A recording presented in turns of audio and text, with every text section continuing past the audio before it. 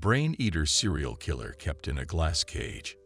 Liverpool-born Robert abusive parents raised John Maudsley, born June 26, 1953.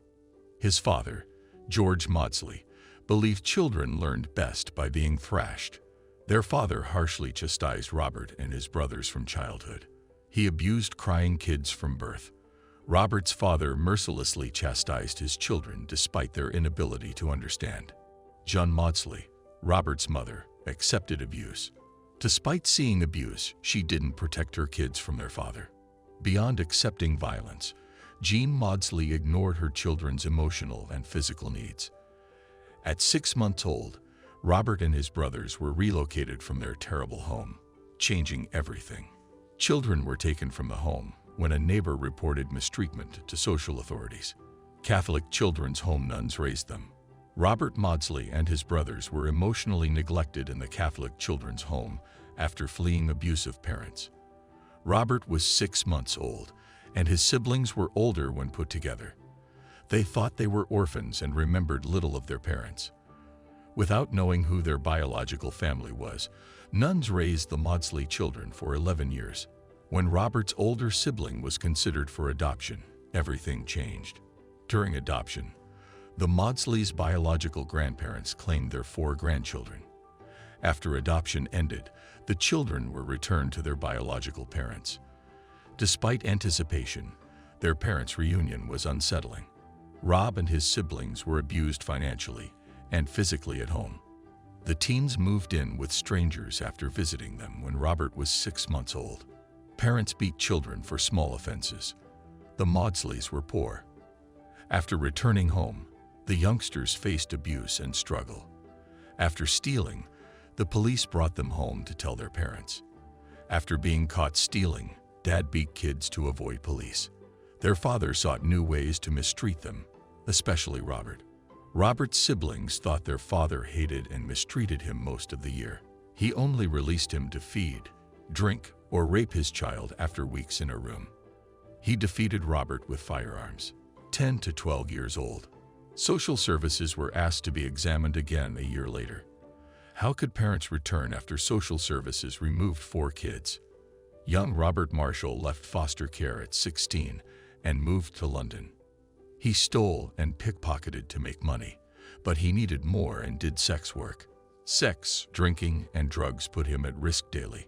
Multiple suicide attempts in his late teens landed Robert Maudsley in a mental hospital. His first expression of pain. He alleged that voices told him to kill his parents often. After years apart, his parents' trauma remained, emphasizing the necessity for therapy earlier in his tumultuous life. Robert Maudsley was diagnosed with no mental illness despite hearing terrible voices and wanting to kill his parents due to trauma. He left the hospital instantly. The institution disregarded Robert Maudsley's self and other harm despite his rapid mental health decline. He continued street sex work in London until late 1973, when he met John Farrell, an older, affluent, maybe construction firm owner. Maudsley regularly served Farrell. He never entertained Farrell's suggestion that Maudsley quit sex work to be his full-time boyfriend in a sugar baby daddy relationship. Robert Maudsley recognized an opportunity to quit selling his intimacy to strangers on London's dangerous streets. Sex work was avoided once John Farrell funded him. These parties became more regular and alcoholic. After 6 months, the men returned to John Farrell's residence, where he sat Robert down and said, "Look, I've got something to show you." Opening a drawer revealed a stack of images under his clothes. Robert stood up at these visuals.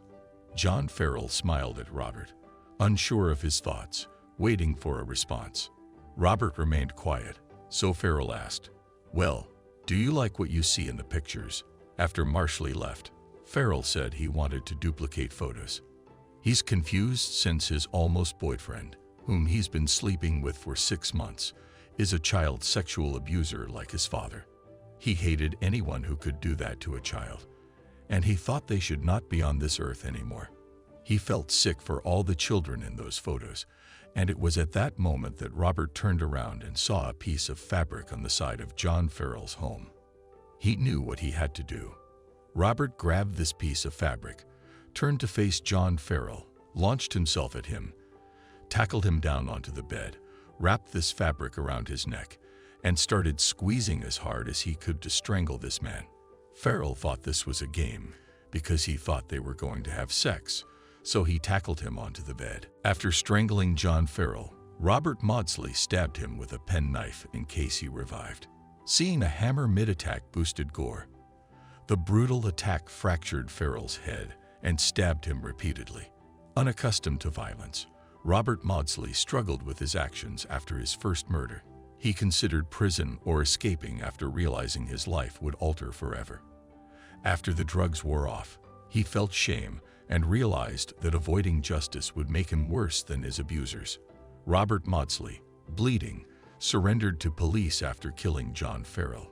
He thought honesty would get him psychiatric therapy and a lower sentence because he was eliminating pedophiles. He calmly confessed at the police station, appealing for aid. In an interrogation session, authorities taped his horrific confession. Another crew checked Farrell's residence and found Maudsley's story credible. This never happened since the killer confessed, "Yeah, I did it to lock me up." But to do that trial, Robert Maudsley was seen by numerous psychiatrists to determine if he could stand trial due to his undetected psychological disorders. After one glance, this judge dismissed his file. This murderer needed significant care, so the judge ordered him to a psychiatric hospital instead of prison. He entered the Broadmoor facility, a top psychiatric facility. The Yorkshire Ripper, Peter Sutcliffe, and 12-year-old Sharon Kerr were the only serial killers Broadmoor Hospital admitted. Broadmoor Hospital felt like Robert Maudsley's prison in the 1970s. His psychiatric treatment hopes were dashed. His fury intensified when convicted child molester David Francis became a patient. In anger, Maudsley recruited David Cheeseman to escape. Robert Maudsley and David Cheeseman tortured David Francis for 9 hours in a dark Broadmoor hospital cupboard after stealing and making swords. Francis was jailed and beaten with kicks, punches, and homemade knives.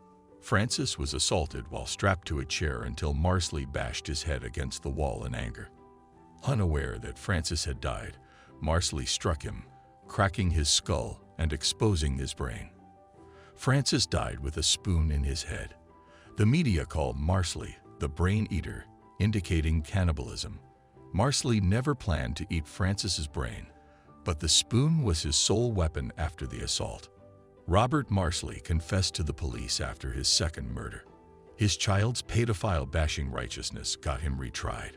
Maudsley was housed at Wakefield Prison's open wing, known for Harold Shipman, Robert Black, and Levi Belfield. It was dangerous in Monster Mansion, since he could freely interact with serial killers, murderers, and child-related criminals. Even after Robert Maudsley alerted prison officials about his hostility, they put him on an open wing with other offenders. Maudsley hunted child sex offenders again a year after David Francis' death. On July 29, 1978, his plot to acquire their trust and entice them into his cell for torture and murder failed. Robert Maudsley's plan to entice child sex offenders into his cell failed because other prisoners were afraid of his violent past and cannibal image. Maudsley finally got 46-year-old Salney Darwood into his cell after numerous failed attempts. Maudsley fought at the barred door.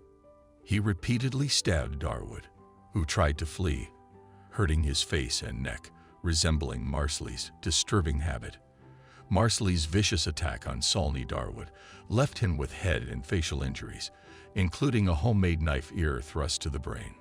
Darwood briefly lived. Maudsley beat Darwood by tossing him around jail and hitting his head against walls.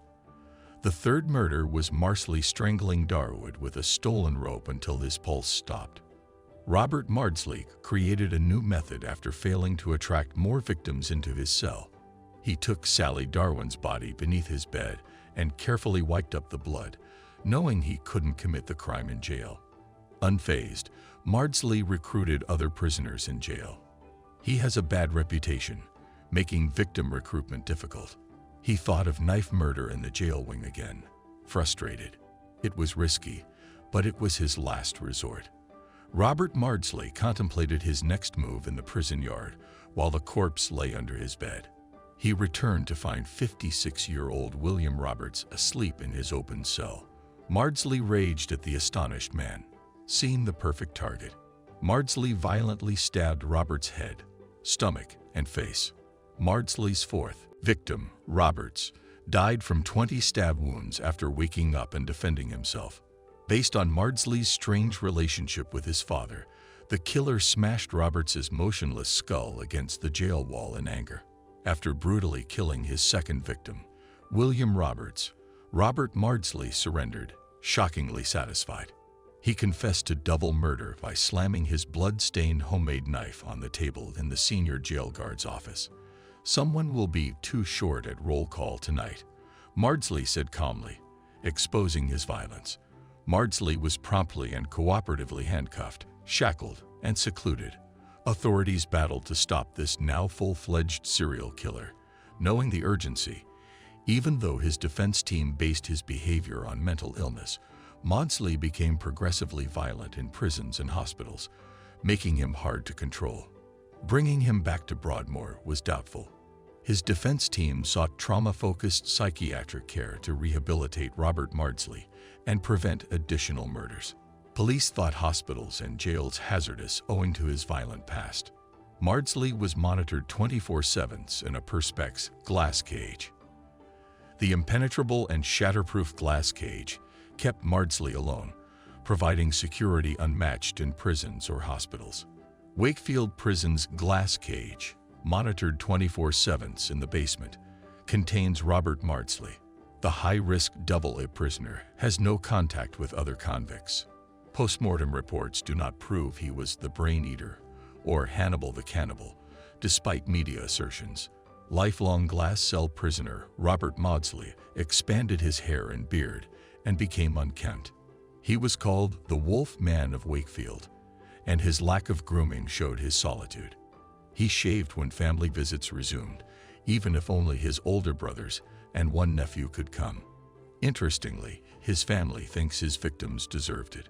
Robert Maudsley's family visits and writes to him, making his case one of the more intriguing and debated serial killer cases. He is peaceful in the glass cell at 68, likely from medicine. Compared to the young man who was killed horribly, the family stated, Maudsley is monitored for relapse and hostility, regardless of conduct. His turbulent past shows that even a period of instability can cause further trouble. Would you like it? Hit the like button and subscribe to our channels for more interesting and informative videos.